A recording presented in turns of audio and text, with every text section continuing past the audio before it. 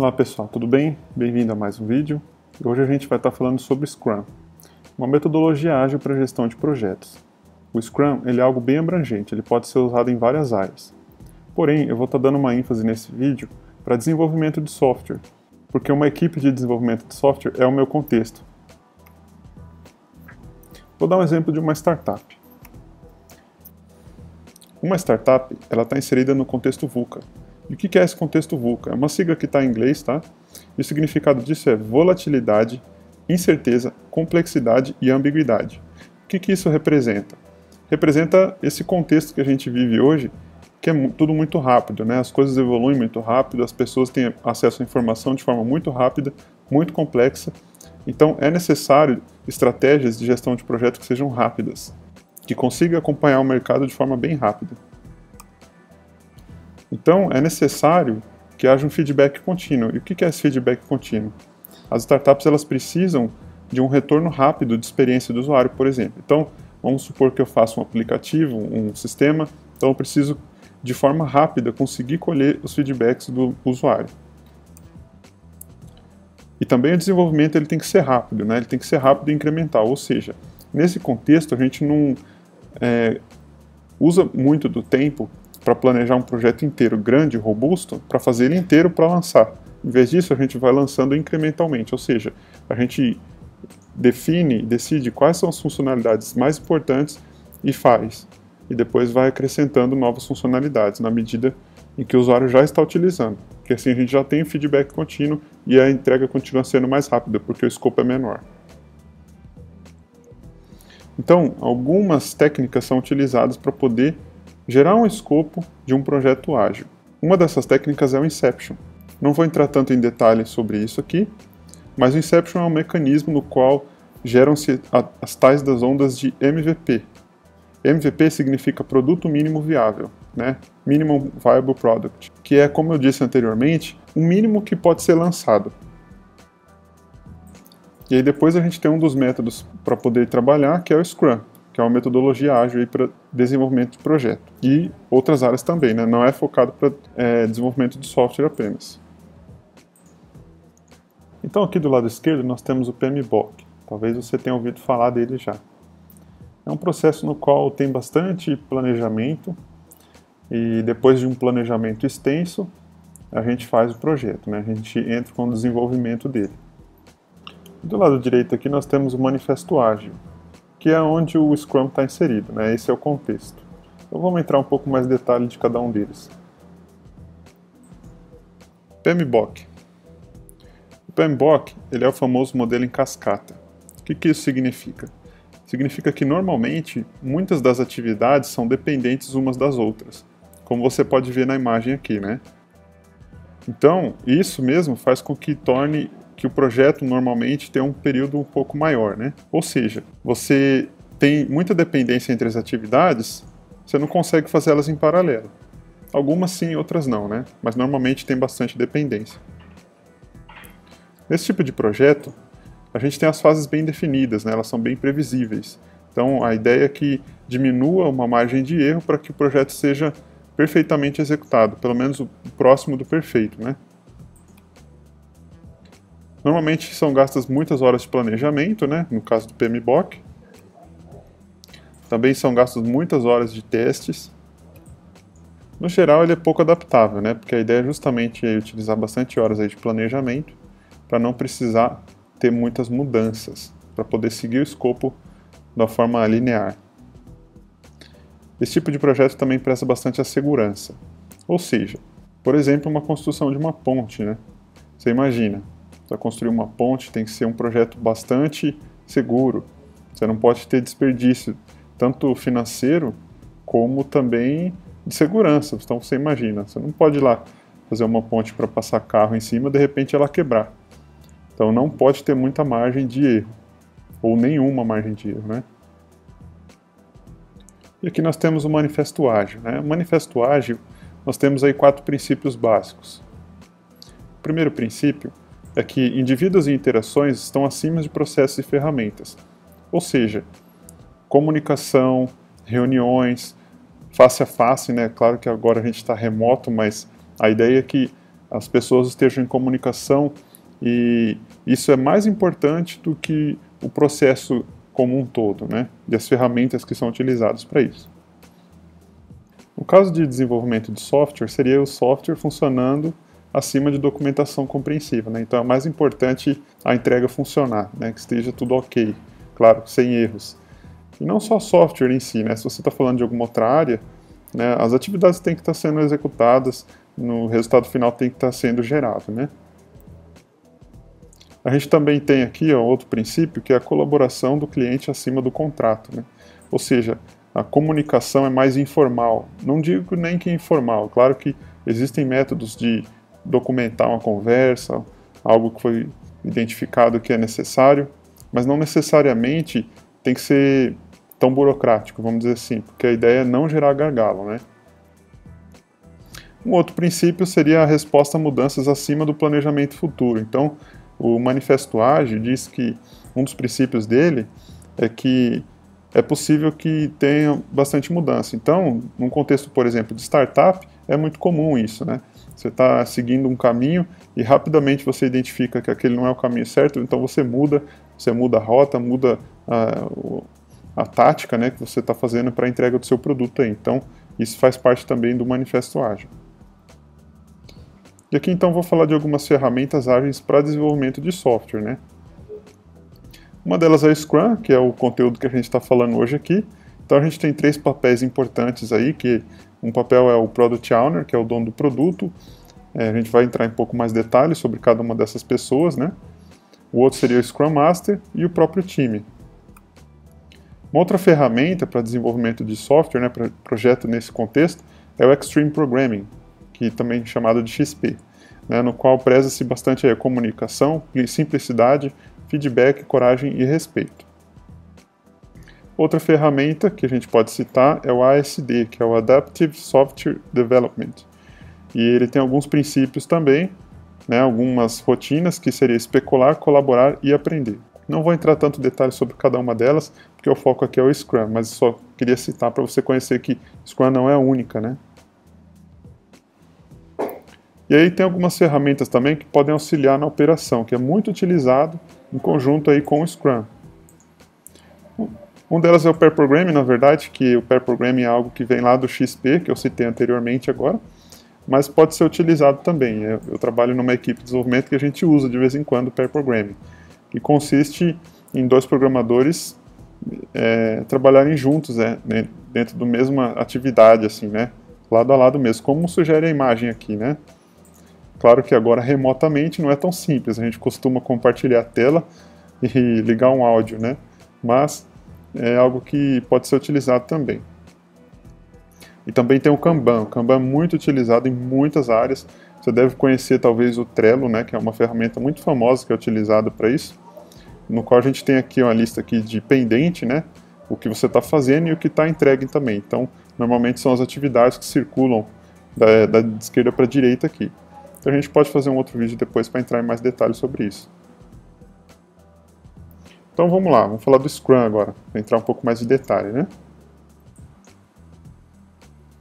Bom, então esse é o Scrum, né? Como você pode ver, a gente tem uma imagem à esquerda aqui, que tem uma visão geral dele, a gente vai estar entrando em detalhe em cada uma delas, tá ok? Então o Scrum ele foi criado aí no início de 1990, só que ele ganhou popularidade mesmo aí na década de 2000. Ele possui papéis bem definidos, né? Como você pode ver aqui, ó, a gente tem o dono do produto, a gente tem aqui a equipe de desenvolvimento e o mestre Scrum, né? Que seria o Product Owner, o Scrum Master aqui e o Team, né? Pode ver que o papel está bem definido. Então, junto a essas pessoas aqui é o time Scrum. Normalmente ele é formado aí de equipes aí de 7 pessoas, pode passar um pouco, aí até uns 9, ou pode ter um pouco menos também, mas tem uma média aí de 7 pessoas. Então a gente tem o backlog do produto, né, que aqui você pode ver aqui na esquerda, cor de laranja. O backlog do produto nada mais e nada menos do que o escopo do projeto, né? Então, lá atrás, quando se faz o Inception e depois vai para o MVP já tem as famosas ondas de MVP, né? E é onde se desenha o escopo de cada etapa do projeto aí. Então, o backlog do produto é uma lista de atividades a serem feitas no projeto. Então a gente tem os sprints, né? O sprint é um período aí que dura aí em torno de uma semana a 15 dias, que é onde é encapsulado aí um conjunto de entregas. A gente tem as reuniões periódicas, né? E quais são essas reuniões? Então a gente tem aqui a reunião de planejamento da sprint, que para cada sprint então é separado alguns itens, né? Alguns itens do backlog do produto, são geradas as atividades que são entregáveis dentro desse sprint, né? Dessa semana ou desses 15 dias. Então é gerado aí o backlog da sprint, né? Como você pode ver aqui. Então tem as reuniões diárias também, que são todos os dias, né? Por isso que chama diário. A gente tem uma reunião também que é a reunião de revisão da sprint, no qual, quando chega no final do sprint, é revisado. Então é literalmente evidenciado aí as pessoas sobre o que foi feito na última sprint. E a gente tem a retrospectiva da sprint, né? A retrospectiva, na verdade, ela serve mais para uma questão pessoal da equipe, para ver o que pode ser melhorado no projeto, o que pode mudar em termos de atitude individual para que possa ter um ambiente melhor para desenvolver o projeto. A gente vai estar entrando em detalhe em cada um desses aspectos aqui. Então vamos falar primeiro dos papéis envolvidos, né? Então o Product Owner. Quem que é o Product Owner? O Product Owner é aquela pessoa que garante que o produto será criado com valor para o negócio. E ele pode ser o próprio cliente, ou ele pode ser alguém que é bem próximo a ele, né? Então não necessariamente é uma pessoa lá contratada pelo cliente, pode ser uma pessoa que compõe a própria equipe que está ali no desenvolvimento, mas é alguém que está sempre, constantemente em contato com o cliente. Por quê? Porque ele tem que garantir a entrega final mais próxima da necessidade real ali, né? É quem está traduzindo aí o pedido do cliente com a equipe de desenvolvimento, tem uma tradução aí. Então, como eu disse, ele está alinhado às necessidades estratégicas do produto, do serviço ou do negócio. Ele entende o que é prioridade, então ele está sempre em conjunto aí com o Scrum Master, trabalhando em cima das prioridades. Então, para cada sprint novo que é iniciado, tem alguém olhando aí para o que é prioritário. E ele não participa das reuniões diárias, tá? Então não é obrigatório, porque o importante para ele é no final de cada sprint. Pode participar, é uma questão de adaptação, né? No caso da minha equipe que eu trabalho hoje, o Product Owner ele participa sim das reuniões, mas não é algo que necessariamente é obrigatório. Então é ele que vai decidir também, que vai comunicar qual que é o próximo trabalho. Então, como eu disse anteriormente, né, o Scrum, a gente tem as sprints. Então acaba um sprint, vai ter uma reunião de backlog, né, que vai definir quais são as entregas do próximo sprint, e aí quem diz o que vai ser feito é o Product Owner. Tanto que é ele que entende as prioridades, né, como eu disse anteriormente aqui. E ele é a voz do cliente, em resumo. E depois a gente tem o Scrum Master. O que o Scrum Master faz? Quem que ele é? Bom, o Scrum Master ele é o cara que ele quer manter o ritmo aí para cumprir os prazos, né? O que significa isso? Significa que ele está sempre de olho no time, na equipe, para tentar gerenciar, ver onde estão os possíveis gargalos para poder conseguir fechar o sprint com todas as entregas, né?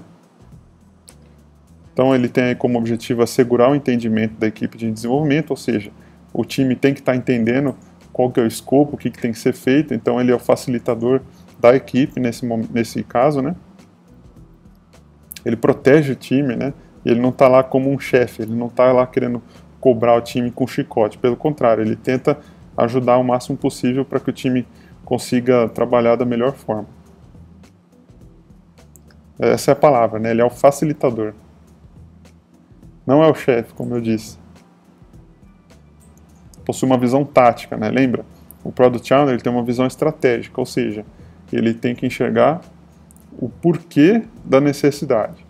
E o Scrum Master ele tem uma visão tática, ou seja, ele consegue conciliar não apenas a necessidade do cliente, mas também a necessidade do time de poder fazer as entregas de uma forma concisa. Às vezes tem alguma dependência, por exemplo, quando a gente está falando de desenvolvimento de software, é muito comum isso aí. Então tem algumas etapas técnicas que tem que ser desenvolvida em sequência, né? Então ele tenta garantir isso também, junto com a equipe. E tem o time, né? O time é aquela pessoa que está comprometida com o trabalho, né? são as pessoas que executam as atividades, né, propriamente ditas. Elas têm que cumprir a execução aí.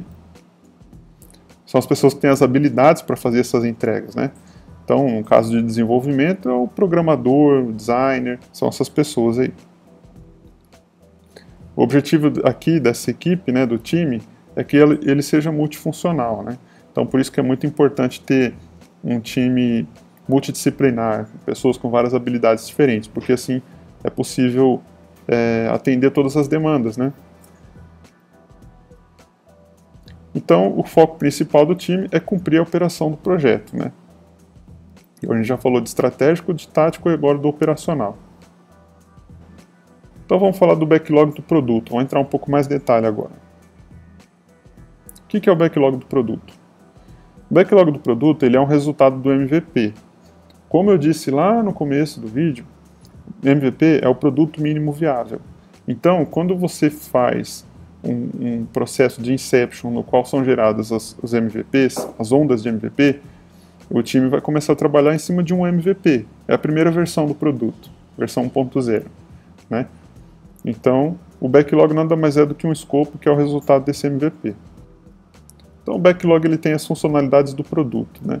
Então, vamos falar que a gente está desenvolvendo uma rede social.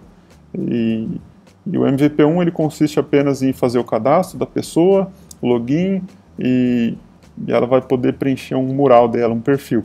Então, vamos falar que o MVP é isso, tem essas funcionalidades. Então, o backlog vai ser montado em cima desse MVP, né? O backlog ele pode ser incremental, né? Então, mesmo que a gente feche um produto mínimo viável, ele pode ser alterado, né? Conforme a necessidade identificada aí pelo próprio Product Owner. E o backlog nada mais é também que um pré-requisito para cada sprint planning, que é uma das reuniões que a gente tem no processo do Scrum. Então precisa ter um backlog, senão não tem como planejar um sprint. Então quais são as reuniões que a gente tem? As reuniões diárias, também chamadas de Daily Scrum, acontecem todos os dias, normalmente no início do expediente, né? É uma reunião que aí, obrigatoriamente tem que ter o Scrum Master e a equipe de desenvolvimento, no caso o time. É uma reunião que normalmente acontece em pé, não necessariamente, mas é um padrão que se adota. O objetivo dessa reunião é identificar as necessidades da operação. E essas necessidades são em torno de 3 perguntas, né? Então, faz uma roda, né, com os integrantes do time, e aí eles vão fazer a resposta de 3 perguntas, né? O que você fez ontem, o que você vai fazer hoje, e se você teve algum impedimento. Então a ideia é que seja uma reunião rápida, coisa de 15 a 20 minutos, aí estourando 1 hora, vamos dizer assim. E isso é muito importante porque essa reunião é quando o Scrum Master consegue identificar melhor alguma necessidade de interagir, até conversar com o Product Owner, dar alguma ideia tática para poder resolver esses gargalos que podem estar acontecendo, né? E assim também o time todo tem uma visão geral do projeto. Não fica tudo na cabeça de uma pessoa ou de uma documentação. Então todo mundo está sempre bem interagido com o andamento da sprint. Reuniões quinzenais. Nas reuniões quinzenais a gente tem um planejamento da sprint, no qual é gerado o backlog da sprint, que são as tarefas a partir do backlog principal. Então é criado esse backlog, a partir do backlog do produto. E basicamente define-se no sprint o que vai ser entregue, né? Então, nos próximos dias aí, o que vai ser feito. E também é definido como que vai ser o trabalho, né? Esse planejamento da sprint, essa reunião, é o time Scrum completo, tá? Ou seja, Product Owner, Scrum Master e o time, porque é o Product Owner que define a prioridade. Mas não necessariamente precisa do stakeholder, né? Quem que é o stakeholder? Não falei dele aqui ainda, mas estaria acima do dono do produto, ou seja, a pessoa que está investindo no projeto, né? E aí a gente também tem uma reunião que é chamada de revisão da sprint, ou Sprint Review, né? O que é a revisão da sprint? Normalmente é tudo no mesmo dia, né? Quando a gente tem essa revisão anterior, deixa eu voltar aqui, de planejamento de sprint, normalmente ela já é uma reunião que acontece depois da revisão da sprint. Então, você acaba uma sprint para iniciar uma outra. É claro que na primeira não tem ela. Mas então, a ideia da revisão da sprint é muito simples, né? Ela tem normalmente a presença dos stakeholders e o time, porque é quem está investindo que vai querer ver o andamento do todo, né? Claro, não necessariamente, pode ser só o Product Owner também, que depois comunica. Como você pode ver nessa imagem aqui, tem até um gráfico aqui que a gente utilizou, que é o andamento aí das atividades, né? À medida que foram concluídas. É onde é exposto os incrementos da sprint. Uma outra ideia dessa revisão da sprint, o Sprint Review, é que hajam insights rápidos, ou seja, o Product Owner, o Scrum Master, o próprio time, ou o stakeholder, se ele estiver presente, eles conseguem identificar alguma mudança necessária. É nesse momento que eles vão identificar, poxa, do que foi feito, o que pode mudar que de repente não ficou legal, ou de repente teve alguma ideia que só foi possível identificar, chegar nela, a partir da demonstração do produto, na medida que ele vai sendo gerado. No Sprint Review também tem uma mudança contínua, né? Como eu disse, o insight ele pode gerar mudança. Uma coisa bem legal também do Sprint Review é que traz bastante transparência, né? Então, todo mundo está vendo o que todo mundo fez. E a gente tem também aqui a Sprint Retrospective, que é a retrospectiva da Sprint. Essa reunião ela é com a equipe de desenvolvimento e Scrum Master também, né? Não precisa de Product Owner nem de Stakeholder. A ideia dessa reunião é que haja um consenso entre as práticas e as regras. Por exemplo, a ideia aqui é para gerar um ambiente melhor para a equipe de desenvolvimento. Então vamos supor que existe um processo de validação de código-fonte de um programador para o outro, e o pessoal acha que esse processo não está muito legal e precisa mudar. Então é aí que tem as sugestões, que é onde a equipe levanta a mão, o time levanta a mão e fala, ó, acho que a gente podia mudar isso, podia mudar aquilo, para que todos tenham uma sinergia melhor e tenham um bom ambiente de trabalho, né? Então o propósito, assim como a gente teve lá nas reuniões diárias, né? A ideia é identificar o que foi bom nessa sprint, o que não foi tão bom assim, o que pode ser melhorado. Isso aqui é um exemplo, tá, de uma técnica que pode ser utilizada aí na retrospectiva, né? Que é o Starfish. Starfish, como você pode ver, é uma que a gente usa no meu time, né? E a gente tem algumas perguntas aqui, ó. O que a gente pode parar de fazer, que não está legal? O que a gente pode continuar fazendo? Ou o que a gente tem que fazer menos, que não é necessário também fazer com muita frequência? Quais são as práticas que a gente pode fazer mais e o que a gente pode começar a fazer, né? Então, isso aqui, como você pode ver, a gente colou na parede um papel e usou post-it mesmo para poder fazer. Cada um levanta a mão e anota no seu papelzinho e põe uma sugestão ali para poder dizer o que pode ser alterado, né? A partir do próximo sprint. Bom, aqui então, como você pode ver, é a visão geral de novo, né? Eu quis mostrar novamente essa imagem para você, para poder fixar bem a ideia. Enfim, o que eu disse no vídeo até então é um resumo geral do Scrum, né? Que pode ser utilizado não apenas no desenvolvimento de software, mas também em qualquer área. Espero que você tenha gostado. Deixo aqui para você o meu muito obrigado e a gente se vê por aí.